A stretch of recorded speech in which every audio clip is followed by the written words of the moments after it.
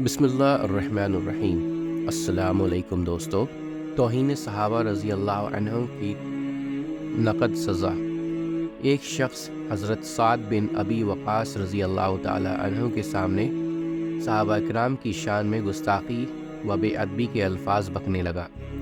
آپ نے فرمایا کہ تم اپنی خبیث حرکت سے باز رہو، ورنہ میں تمہارے لیے بد دعا کر دوں گا۔ اس گستاخ و بے باک نے کہہ دیا کہ مجھے آپ کی بد دعا کی کوئی پرواہ نہیں، آپ کی بد دعا سے میرا کچھ بھی نہیں بگڑ سکتا۔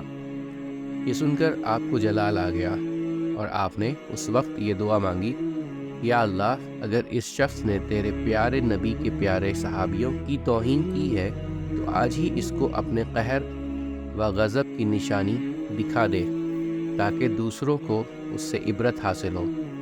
اس دعا کے بعد جیسے ہی وہ شخص مسجد سے باہر نکلا تو بالکل ہی اچانک ایک پاگل اونٹ کہیں سے دوڑتا ہوا آیا اور اس کو دانتوں سے پچھاڑ دیا اور اس کے اوپر بیٹھ کر اس کو اس قدر زور سے دبایا کہ اس کی پسلیوں کی ہڈیاں چور چور ہو گئیں اور وہ فوراً ہی مر گیا۔